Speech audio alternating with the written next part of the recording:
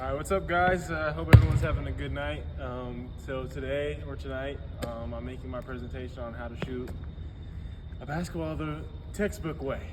But ultimately, how I get down, I typically say that if it goes in, don't change what you're doing, because that's the whole point. It's making shots. But so the textbook way, how we're going to get down today is I'm going to talk about the history of basketball a little bit and the jumper and how it's important in today's game, and how people who shoot jumpers now, they've kind of changed the culture of basketball and how it works. When we think of that, we think of guys kind of like Stephen Curry, Reggie Miller, Ray Allen, even some bigger guys like Dirk Nowitzki, Joel Embiid, Nikola Jokic, if some of you guys know your NBA players. But guys like Stephen Curry have kind of advanced the game in ways that are making it a lot more fun now, and a lot of the kids nowadays are starting to play like them. So when we get into it, kind of how we start off high school practices is we always have our guys start off right underneath the hoop, close to the hoop, and just to get warmed up. We call it form shooting. So there's a couple different ways you could do this. You could do it with one hand, or you could do it with two hands. You want your feet, you want a good, nice, wide base, about your feet shoulder length apart, and then your dominant foot. I'm right-handed, so I usually put my right foot a little bit forward. You want that ball out in front of you, ball on your fingertips with 5 points of contact with your fingers. I like to do it with two hands. It's a little more comfortable for me with my guide hand, my left hand, so I can aim a little bit better. You want a good 90-degree angle, if you can see that. Shout out Jenkins, he kind of hooked me up with that. We call it beef here, but in Alaska he calls it 90-90-90. So we have our 90-degree angle, 90-degree angle, and our 90-degree angle. So once we get that, we're gonna look at the hoop, know where we're aiming with that guide hand. We wanna go up. Oh, I missed it, but it doesn't matter. Go up. Flick our wrist, hold our follow through. A lot of times we tell the kids, flick your wrist, keep it in there, keep your hand in the cookie jar. Once you see the ball go through the rim is when you let go of that full release. Let's see it again. Knees bent, right foot a little bit forward, nice wide base, shoulders squared to the hoop. Got my 90-90-90. Up, pull my follow through, wait till it goes to the rim, get it done. Typically today, we like to tell our guys that good shooters make good basketball players, and not only having a good jumper can not only open your game up a little bit, but it can open up your teammates' games.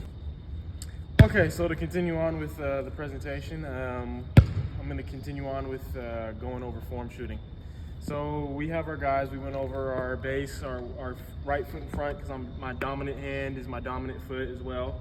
My good base, about shoulder length apart, shoulders squared to the hoop.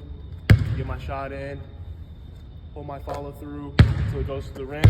Okay, so when we start advancing this drill in form shooting, we usually have the guys take a step back, take about 3 or 5 shots, take another step back. Then they get to the point where you can't just stand here and shoot the ball. Eventually you get to the point where you get all the way out to the three-point line, and you kind of have to start implementing your legs a little bit. So remember all the things we talked about in terms of our base and our shoulders squared and getting our shot right and holding that 90-90-90 and holding our follow through. So now we actually have to turn our shot into a jump shot, hence jumping. So same thing, same base, same shoulders, same form, and now I'm gonna jump. Same result. After the camera cut, we had to make nothing but. No, so pretty much what it comes down to when shooting a jumper is how comfortable are you when you're shooting it. I've seen guys who jump really high when they shoot. I typically shoot, when I shoot a jumper, I barely jump at all, but it's whatever comes down to it, whatever you're comfortable with. Is your shot going in? Are you making your shot?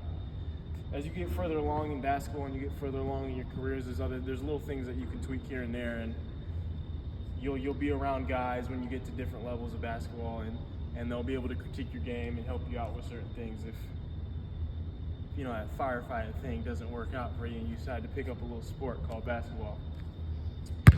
But a drill like this, if you do this every day or every other day, just working on your form, a lot of the kids think it's a boring drill to do, but honestly, it's one of the most important because the little things, they end up coming together and they form a big thing. And working on your form and perfecting your form, I guarantee you'll probably make about 30 to 40% of those jumpers. So next time you go to a gym or you decide to pick up a basketball, you get a little warm up, get your 90-90-90 going on, guide hand, go up. There you go, that's a good warm up for you.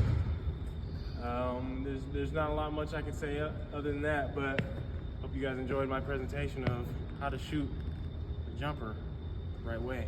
Hopefully I can see you guys make a couple shots at the end of the academy. So hope you guys have a good night. Thanks for watching.